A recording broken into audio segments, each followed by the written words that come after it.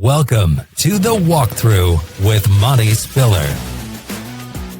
The Walkthrough is hosted by Go Power Cats Cole Carmody and sponsored by The Wooden Cork.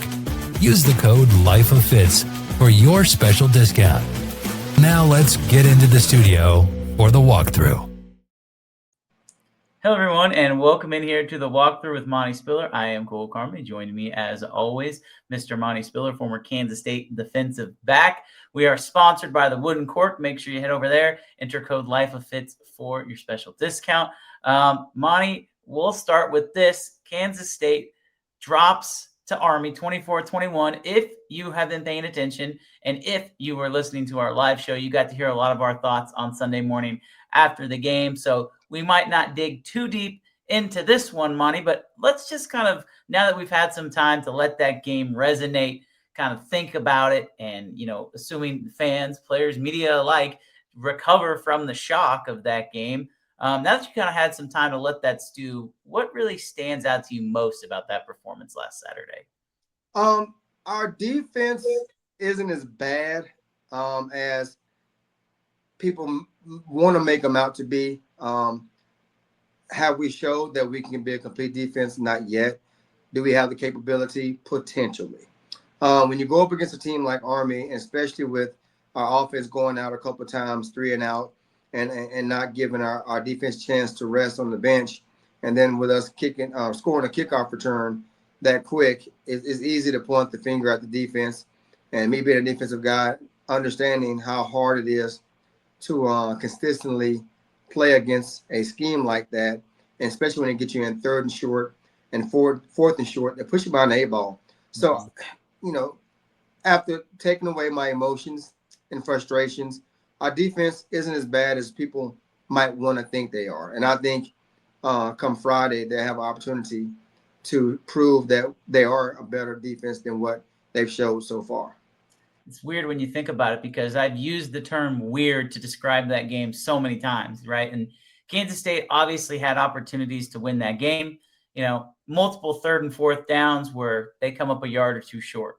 And, who knows what the game looks like if one or two of those, are not converted by Army. But I think when K-State had to buck up, when they had to make a stop in the fourth quarter, they did. And they forced Army to a field goal. And after they forced Army to a field goal, it's a 21-17 game as opposed to a tie game at 21. And when K-State's about to get the ball back there, about 10 minutes to go in the fourth quarter, I think most people are pretty confident that, hey, K-State's going to have a really good opportunity to go down and kick a field goal because the offense, for the most part, had been pretty good, minus that drive that they had. That was a punt to start the second half. They'd been pretty good. You think they're going to get the ball back, go down, maybe kick a field goal or score a touchdown, and I really believe Kansas State wins if that's the case. But ultimately, we have that I'm not even going to call it an onside kick, Monte. The more I watched that play, it was a squib kick.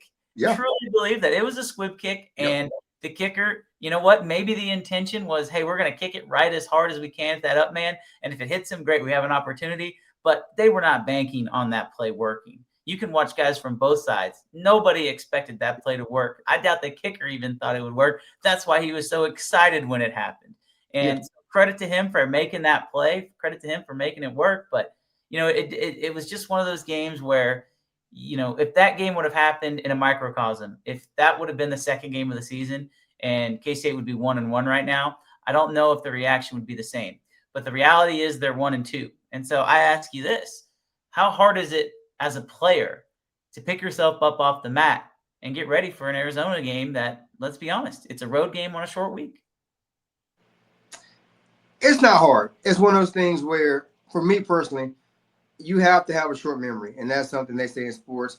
And K-State legitimately has to have a short memory. You got to look at the positive. The positive is we have one win.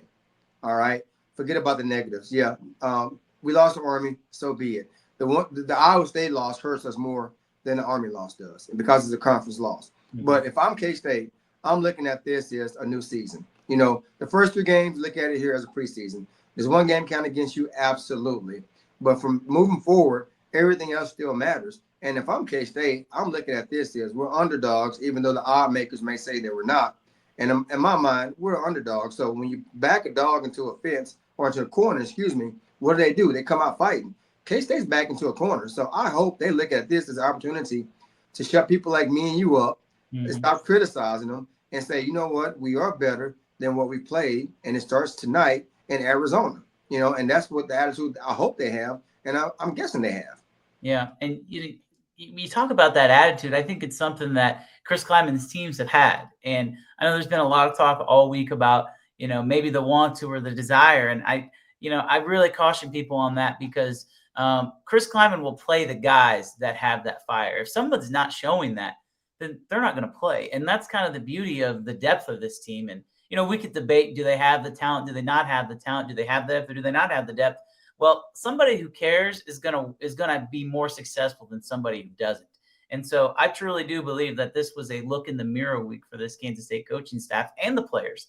And it's time to figure it out. Can you play or can you not play? And if you can, I have a feeling we're going to find out on Friday night. And the thing about this too, Monty, is this is a Big 12 team, but it's not a league game. And so people have talked about this being a must-win game. Is it a must-win game for the morale of your team? I think absolutely 100% it is. Are you going to be able to keep the locker room if you're 1-3 going into the bye week? We'll see. I have my doubts about that, but I really don't think obviously we have the whole show to go and we'll break down this game, but I really like the situation that K-State's in. I know that's not a very popular take, but I really do think they have a great chance in this game on Friday. I want to look back to this Army game though, and I want to ask you this because we're kind of talking about moving on to the next game, but the defense played 80 snaps, and so physically, that cannot be something that's easy to recover from, especially when we talk about it being on a short week. No, I don't care who you are. You can be the number one team in the nation. You can be the worst team in the nation. When you play that many amount of snaps, it's going to take a toll on your body, no matter who you are, and especially the style of football the Army plays. It's one of those things where you mentally think you're ready until you're actually in the game, and then the next morning and the following morning, you're still feeling it. So yeah, it's going to take a toll on you. And actually, the style of football that Arizona plays, I think, will be welcomed by K-State because they're not in the trenches playing the playoff, and they have a little more diverse offense. They throw the ball a lot better than the Army does, talking of Arizona. But I feel like on the back end, our secondary, who wasn't involved as much as they normally are, will be more involved. And our D linemen will enjoy getting pressure on the quarterback rather than getting their knees cut and trying to find out what the heck is going on. So I think it'll be a welcome challenge this coming Friday with Arizona rather than seeing Army. It's interesting because the Arizona offensive coordinator was asked, hey, what do you take away from K-State's last game? And he said, nothing. Like, you can't take literally anything away from that game defensively because, K-State's going to run a completely different defense. Arizona runs a completely different offense. And so, both teams now have two game tapes essentially to look at. And Arizona will surely look at Iowa State and North Dakota and try and replicate some of the things that they did, but they can't do anything that Army did. And so, if you're worried about stopping the run, you can worry about stopping the running back who's 7 yards in the backfield as opposed to 3 yards in the backfield. That's going to be the biggest thing for K-State. So I thought that was an interesting comment from their offensive coordinator. But, I look at this K-State team and I look at that game, and only having 40 plays, it's very difficult to lay blame on the offense. They scored on a majority of their possessions. And, that's not exactly something you take solace in because you didn't score enough. But I think they were at like, what was it, a 50% scoring rate when they had the ball. Like, you'll take that, especially if you have 10, 12 possessions in the game. You're scoring a lot of points. So you'll take that. But one guy I want to see play more, Monty, especially if Dylan Edwards is not able to play, is Devon Rice. I know that was someone that they wanted to get the ball to, but it just kind of shook out where he wasn't able to get on the field because they only had 2 drives in the second half. I think they need to make it a priority for that young man to get the football because I love watching him play. Don't get me wrong. I think Joe Jackson is starting to develop as a good running back between the tackles. But if you can have that 1-2 punch with Jackson and Rice, and you can put Rice on the field more, I think it makes both Joe Jackson and Devon Rice better running backs, and therefore makes this team a better offense. I agree. And I think we can use Joe Jackson on goal line situation. He's more of a pound and ground type guy, ground and pound type guy. And then Rice, he He reminds me. He's a tweener. He looks a little shorter than Dylan. I'm not sure. Maybe a little thicker, but he has that explosiveness about him, and he has that confidence about him as well. And I agree with you. I want to see more of Rice. And when he gets the ball, he gets a crease. He makes something happen. And going back to the offense, they didn't have a lot of opportunities, and a lot of people outside of the program, podcasters, media, they criticize some of the play calls. And when I went back and watched the game, I was there live, but when I went back and watched the game, I don't question so much the plays that were called, but the time of the call. Some of the plays that were drawn up were good plays, and guys were open at time. But on the flip side, I do question the time they call plays. On first down, some of our play selection is pretty predictable, I would say. And I felt like Army knew what we were going to do, stack the box, and basically dared us to do other things, and we couldn't do a whole lot about it. But then opportunity came third and long where they knew we were going to throw the ball. The play selection was good, but obviously everybody in the stadium knew we had to throw the ball because it was third and long. I like the play call, but just the timing of the calls. And then on the flip side also, too, looking at our offense, the good thing is Arizona hadn't, like you said, they watched the Iowa State and North Dakota film, and I'm not sure what we had playing for Army as far as play calls, but Arizona didn't get a chance to see those. So those plays we have practiced, and we know what we can do with them, and Arizona don't see those yet. So that's an additional week of the plays that we had ready to go last week that we can practice even more and reveal them come Friday night in Arizona. So that works in our favor. I want to get your thoughts on the offensive line because the numbers are not very sexy for the offensive line running the football, and I think that's something they have to get better at. But I saw a stat out there that I want to say K-State's in the top 5 or 6 of allowing the least amount of pressures for during pass blocking in all of college football this year. And so, I'm interested to see how they balance that because you got to play to your strengths. And as much as we want to run the football, if you're elite in one area, how do you use that to your advantage to say, okay, instead of maybe running to set up the pass, do you try and pass to set up the run? Or I'm interested to see how Matt Wells goes about this because obviously he has, at this point, an elite offensive line in pass protecting and a subpar offensive line in run blocking. But I put a big asterisk on that because I saw what this offensive line was capable of doing against Iowa State. Right? Like the defense, if you want to say that Iowa State wasn't ready for the 4-man front and that's why they had success, maybe I'd listen to you. But there's no making up what happened in that first half against Iowa State. They were dominant in the trenches against a really good front seven. I want to see those guys come back because if they can have that pass protection that they've had throughout the whole year and that first half that they had against Iowa State, K-State is going to score a ton of points. Yeah, that's the frustrating part about it, Cole. Like, when you open a season against a top 25 team, now 3-0 team, Iowa State, and they're probably higher in the rank. Now, they're probably two, they are higher in the rankings, and they showed that they can play against anybody so far. It's very frustrating because we know we have the capability to run the ball against a quality D-line. And when we can't do it 2 weeks in a row, what changed? What happened? Did we get arrogant? Did we get full of ourselves because we did have success against a quality team? And like you said about the pass game, I noticed that our protection again for Avery when it comes to pass, he has time, So is it what our defense is changing up? Are they daring us to run? And is it our receivers can't get open one-on-one so they can allow more people in the box? I'm not sure what the answer is to that, but you're right. Something changed, but the capability for us to run the ball is there because we showed it against Iowa State. Now, it's not traditional to set up the run by passing first. It's usually the other way around. You set up the pass by run first. But maybe we should try it. If you go back to some of the old Texas Tech teams, they had wider splits. That's something maybe we should try our O-line. You get wider splits, that forces guys to adjust with you. And if our O-linemen aren't as strong or as physical as they used to be, use their ability to be quick. Widen the splits and make the D-linemen take gaps. And if that's the case, get out leverage and then you crease them. I don't know if that's the solution, but try it. We need to figure something out to get a better run game. And people want to talk about running Avery Johnson or having Avery Johnson scramble, but the reality is he hasn't had to scramble because he's had time.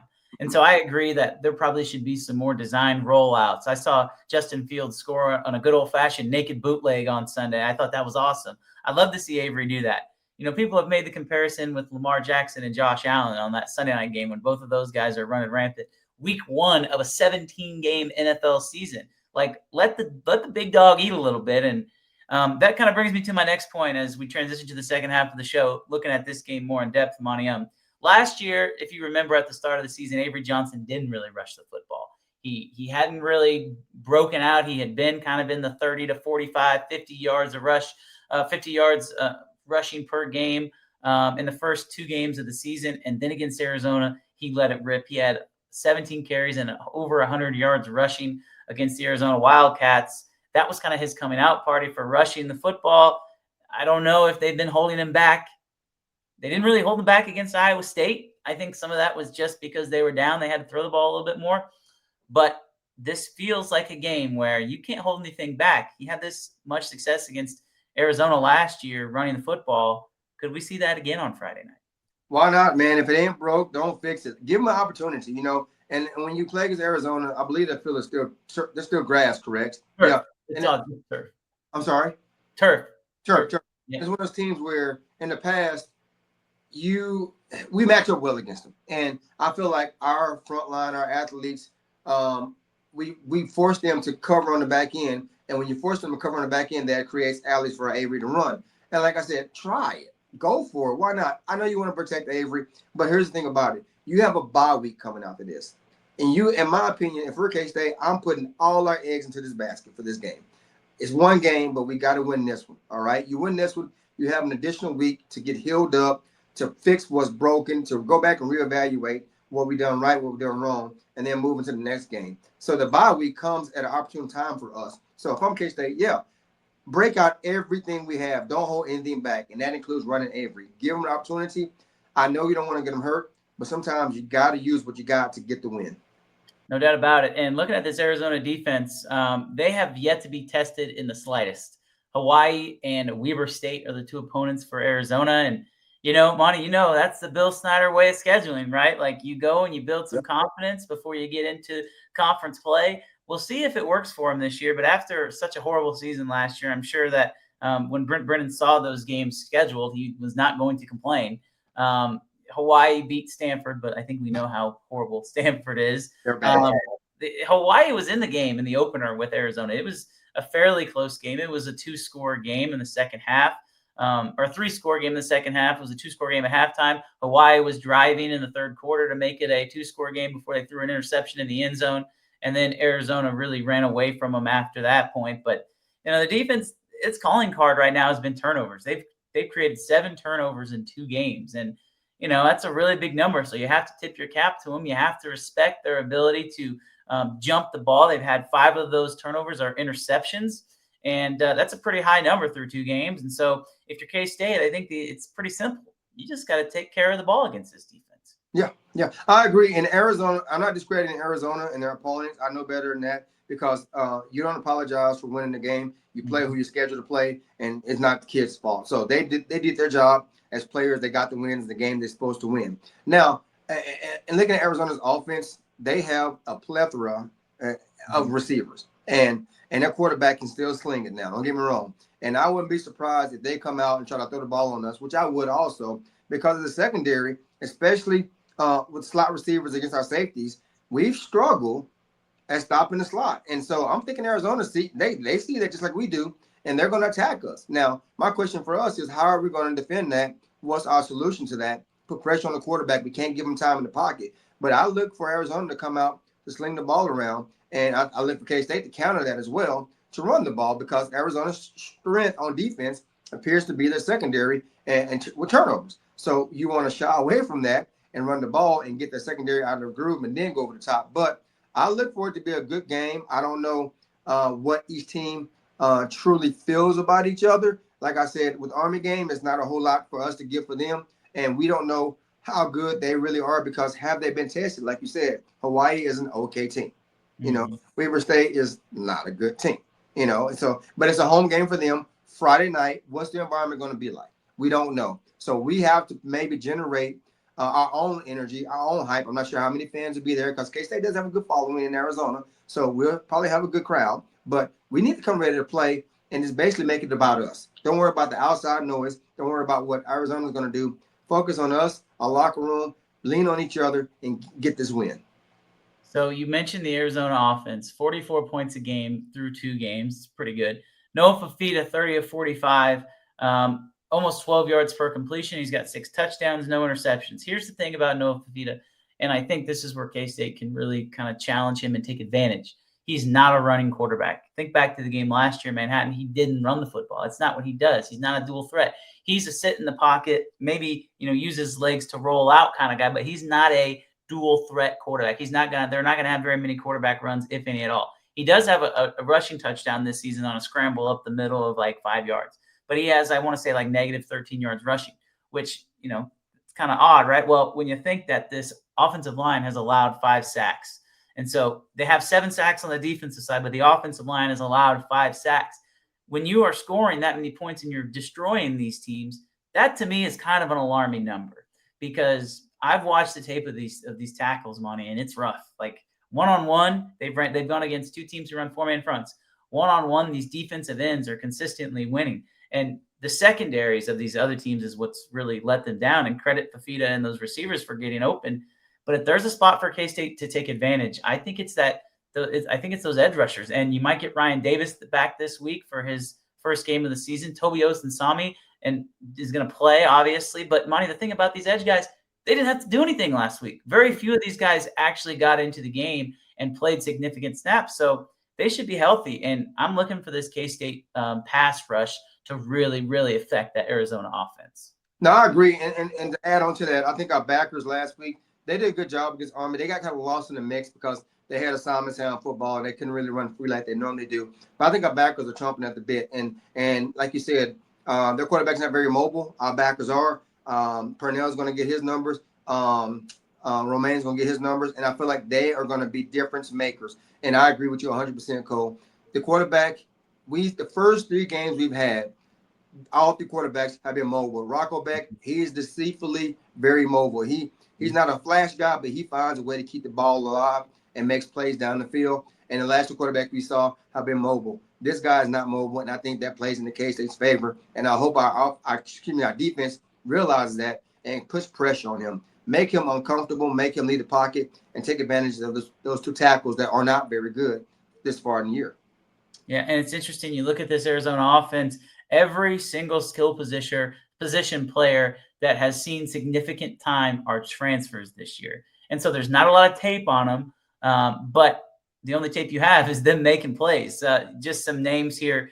Luke Wysong is the 2nd leading receiver on the team with 4 catches. He's from New Mexico. Javon Watley is the leading receiver. He has 8 catches on the year. 2 of them are touchdowns. He's from Chattanooga. Chris Hudson was their big guy they brought in to be one of their best receivers. He's from Washington State. And then, don't you know, number 12, Trey Spivey, also the former Kansas State Wildcat, now an Arizona Wildcat with 2 catches on the season. So these guys are new. Now, obviously, the chemistry's been there to start the season with Noah Fafita.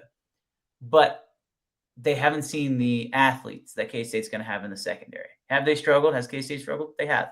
But these guys have not seen the athletes that K-State has in the secondary. So I'm intrigued by this matchup because, these guys have been productive. Talking about Arizona, they've been productive. But will K-State be able to counter? We'll find out. Yeah, I'm with you on that. And I'm gonna turn negative into a positive. Yeah, we're 1-2, but we've seen adversity. They're 2-0. They have not seen adversity. And I think we're going to put them in a situation where they're going to have to overcome some adversity and see how they react. It's easy to be all high-five and good job when you haven't been tested. They will be tested by our defense. They will be tested by our offense come Friday. And I want to see how they respond. We've been down. Should have came back 3 times. We had opportunities to come back twice, and 1 time we were successful. And we know adversity. So I don't think by us being put behind the 8 ball early is going to bother us because we've been there. They have not been. And I think that plays in our favor. And I think K-State, honestly, should be the loose team because a lot of people are betting against us. A lot of people are underestimating us, And I've been very critical of the team, but I still support the team. Don't get me wrong. And I understand that a lot of times you want to point the finger at different areas, but I feel like our guys are going to rally around each other and go out and put a lot of people quiet, make a lot of people quiet for at least a week anyway, or two with the bye week. You know what I mean? So I think K-State will challenge Arizona, and they understand that we match up well against them, and in a situation where we can kind of utilize the weapons we have, and hopefully we get other weapons back and go from there. So I'm excited to see how we respond.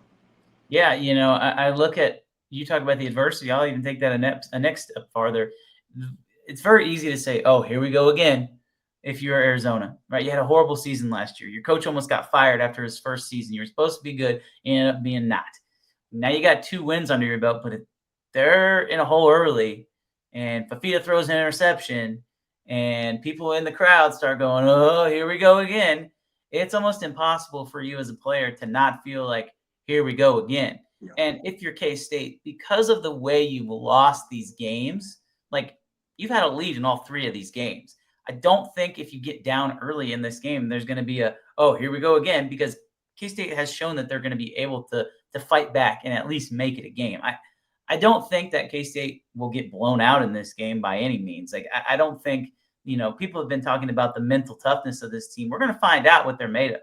I feel like, we would know if the mental toughness of this team wasn't there. If the mental toughness of this team wasn't there, they would have given up big plays to Army, right? After Army gets that onside kick, there would have been a 35-yard run, but they were fighting tooth and nail, and they gave every ounce that they had. It wasn't enough, right? That's the bottom line. This is the business where you need to get wins. It wasn't enough, but that doesn't mean that they don't care. And I think we're going to see a lot of that care because, and correct me if I'm wrong, Monty, but as a player, when you go on the road, you got that feeling. It's us versus the world.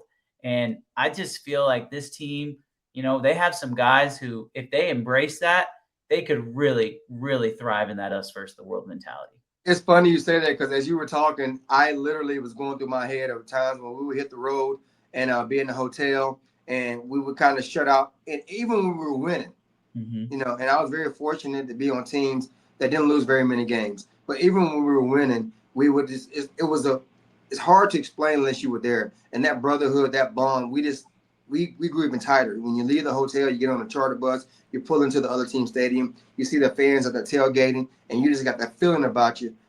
You know inside, they don't know, but we about to thump their butt. You know what I mean? And that's the attitude you have. And I hope our boys have that same attitude as they roll into Arizona as well. But yeah, it's just me against the world attitude. And I'm excited for our guys and the opportunity. Now, am I happy that's a Friday night game? Not really, because it's one of those games you're like, come on, man, it's college football. Right.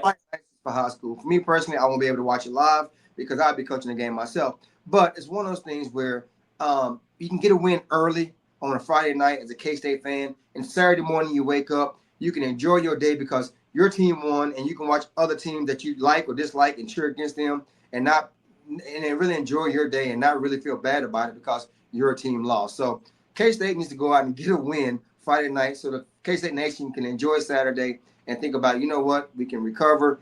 We got to win. We have another week off, and let's go move forward from there. But I'm excited for our guys, and I'm looking forward for them to get a win.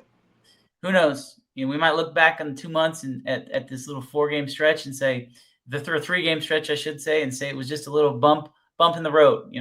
It's gonna take some time for us to figure that out, but it's gonna be fun. I'm really looking forward to watching this game because I think all expectations are completely thrown out the window. Right? Go see what you got. Lay it on the line. Just go see what you have, man. And I think it's going to be fun. So as we kind of wrap this up and get into our predictions real quick, I'll go first, Monty. I was struggling with this game because at the start of the week, I'm sitting here thinking, man, they're going to be tired. It's going to be all this and that. But those are kind of the reasons why I like K-State in this game, right? Like the underdog mentality. That's what K-State has thrived on. They haven't been that this year. I don't know if they listen to the noise of everybody saying they're good, but if they listen to the noise of everybody saying they're good, maybe everybody saying they're not will help. And I think they thrive as the underdog in this game. And I really like the matchups offensively for K-State. I think that Arizona isn't going to know what hit them. They're not going to have seen the speed that K-State's going to bring on the outside with Ron Tibbs and Jace Brown. Lincoln Cure, we expect to play this week, make his Kansas State debut. I really like K-State offensively in this game. And I think the key to the game is if K-State can just not turn the ball over, they will win. And on the flip side, if you can force Noah Fafita into a fumble, to throw an interception, even if you do turn the ball over, just get another possession and steal a possession from that Arizona offense. I think you're going to be in good shape. So I think this will be a really close game. It'll come down to the wire once again. It could go either way, but I think K-State pulls out on top 35-31. Okay, I'm with you on that. I'm going to give you my score first and then kind of elaborate off of that. I'm thinking 28-24. And I think both teams will score and both defenses will have big plays. But I think K-State will make more plays and less mistakes than Arizona. And on the flip side, also, I think K-State will show some new faces. You mentioned Lincoln Kerr, and I wasn't even thinking of him specifically, but I think K-State coaches are going to give some guys opportunities who hadn't had a chance because you know what we've been doing hadn't been working. Let's give somebody else a chance. Maybe he's like I've been a play away from starting or a play away from getting more play time. Let's give some guys some new looks that they haven't seen on film and give them an opportunity on a road game, no pressure, and go from there. And also, I think K-State will have the attitude of, let's have fun. It's one of those things I mentioned on one of the shows last week. They don't look like they're having fun. Every team we play appears to be having way more fun than we do. And we make a play and guys had a celebration, but the other 10 guys are kind of like jogging to the sideline. We're not having fun like we used to. And I think our guys are going to go have fun. I think they're going to let it loose. Don't worry about what nobody else is saying and have fun. And that's a lot of the game. When you're having fun, you play a lot looser and you play a lot faster. And I think K-State's going to play fast, play loose, and have fun and come out with this victory. Well, either way, I know there's going to be a lot of fun that's going to be had from folks watching the game. 8 o'clock Friday night on Fox, Kansas State visits the Arizona Wildcats, the Battle of the Cats. It'll be fun. After the game, make sure you tune in to the post-game podcast. Big B, Brian Hanley, and I will be going live, breaking down the Kansas State Wildcats and the Arizona Wildcats. It will be fun. But for Monte Spiller, I am Cole Carmody. Thanks, everybody, so much for tuning in this week on The Walkthrough. We will be back next week. Wherever you are, enjoy the game on Friday night, and we will talk to you next week. Thank you for watching The Walkthrough with Monte Spiller. Make sure you check out our sponsor, The Wooden Cork, and use the code LIFEOFFITS for your discount. This has been a Go Power Cat and Spirit Street production.